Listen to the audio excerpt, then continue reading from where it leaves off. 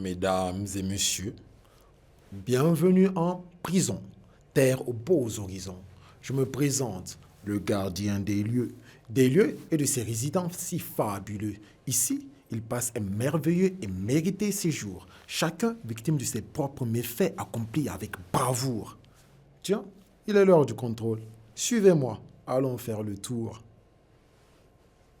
Cellule A. Ici se trouve un homme dans une cage bien clôturée. Sur ses voisins, il est accusé d'avoir tiré. En effet, il s'est vu attribuer une arme appelée liberté d'expression. Petit problème, il a oublié de lire la notice avant utilisation. En user, absolument. En abuser, aucunement. Il n'a point mesuré la portée de ses balles, point mesuré la portée de ses mots. S'il est vrai que tous l'on a droit au feu sacré de la parole, il est encore plus vrai que nul n'a le droit d'y jeter du pétrole. La frontière est mince entre expression et agression. La frontière est mince et sa transgression donne répression. Celui-là de...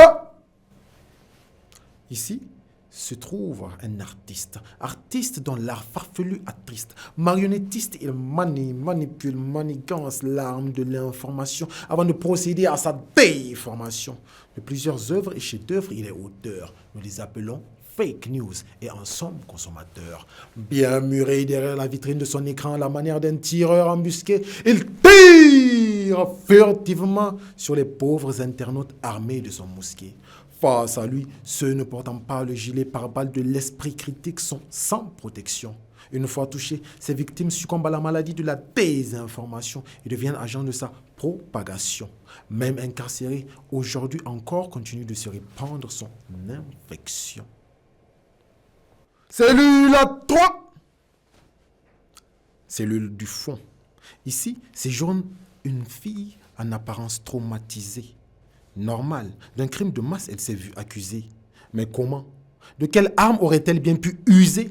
Elle dont même détention de la simple arme de la parole toujours lui a été refusée. Son innocence, elle a clamé, proclamé, réclamé, exclamé haut et fort. Mais qu'est-ce qu'un cri lorsque l'on est dépourvu de voix? Qui a entendu le cri d'un muet ne serait-ce qu'une fois?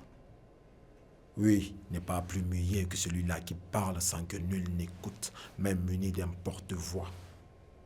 Elle fait partie de ceux-là que la société a écartés, les sans-voix. Ceux-là que l'on n'hésite pas à sacrifier de sang-froid. Tiens, un visiteur, à pareille heure, droit vers la cellule du fond et se dirige avec vigueur. Apparemment, un soldat revenant du champ de bataille, le tribunal. Un soldat pas comme les autres, un soldat de la parole, un soldat de la liberté. Ses principales cibles, injustice, préjudice, exaction, vexation, inéquité, inégalité. Il en a fait l'ennemi à abattre. Ils n'en ont plus de cesse de se battre contre ceux-là qui manipulent l'opinion dans l'ombre, contre ceux-là qui censurent le plus grand nombre, contre ceux-là qui diffusent cette pensée sombre. La liberté d'expression s'arrête là où commence la vérité qui dérange. Sa voix comme seule arme, il en a usé pour accuser, exposer, condamner, dénoncer, dévoiler, signaler, révéler, se lever pour la liberté. Et liberté, il a obtenu. Libéré est la détenue. Mais combien? Combien d'autres dans le silence péremptoire sont maintenus? Combien d'autres dans le silence leur souffrance est contenue? Où qu'ils se trouvent, de la voix il leur donnera la lutte continue. Il est déjà l'heure de ma descente. La relève s'en est arrivée. Bilan du jour, un détenu en moins. Un malheureux s'en est allé. Mais ne vous inquiétez pas. Dès demain, la cellule vide, un chanceux viendra combler. Sur ce, à au revoir. Et surtout, n'oubliez pas, ceux qui se passent en prison restent en prison. Alors, chut.